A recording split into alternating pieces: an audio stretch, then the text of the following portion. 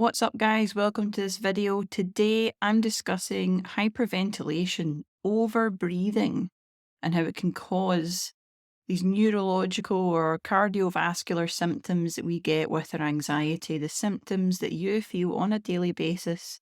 Yes, the answer can be the way that you're breathing, that faintness, the head heaviness, the chest pains, the dizziness. It can all be caused by our shallow breathing. And why can it be caused by our shallow breathing? Because we're releasing more CO2, more carbon dioxide, than our body can produce when we are shallow. So if this video relates to you, stay tuned. There's going to be some good tips coming up. The other thing that starts to happen is certain blood vessels get constricted, so less oxygen tends to get to the brain and the different extremities in the body, which is very, very important.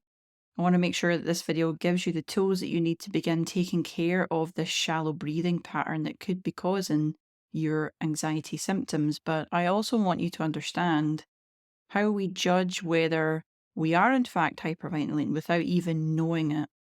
Like shallow breathing without even knowing it at first. So the telltale sign that I usually see and teach my clients that I work on a one-to-one basis with is if we are breathing more than 14 breaths per minute.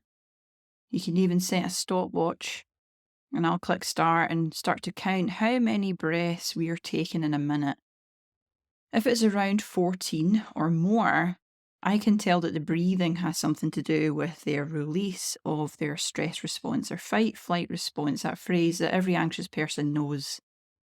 That fight-flight response within us that may be causing some of those symptoms that they're feeling that they want to get rid of that makes their day more difficult.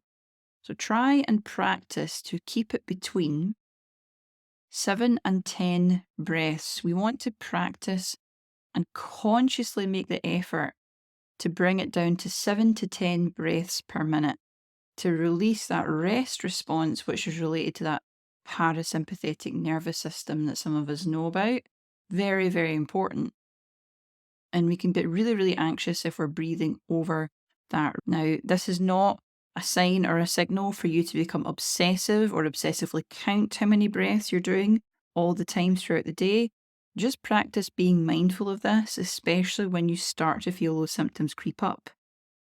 Obviously, practicing outside of those times would be the most beneficial as well, because that way it becomes natural and normal, eventually becomes an unconscious habit. I want to get you started. The first thing you want to make sure you do is begin breathing through your nose.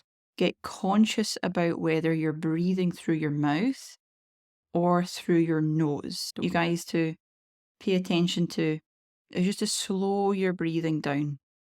Bring it down to that 7 to 10 ratio. So many people don't realize that even things like tight clothes or perfumes or aftershaves, those sorts of things can contribute to hyperventilation, shallow breathing.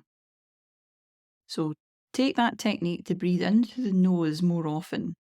And this way it's going to start becoming more of a conscious way of breathing. You're aware of your breath through the day.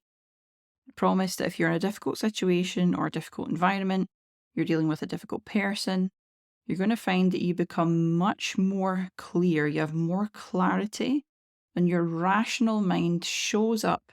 The slower you get your breathing down, the more conscious you are of it. Leave your comment down below if you have some other tips or experience with this. Don't forget to hit like. And as always, I'll see you next time.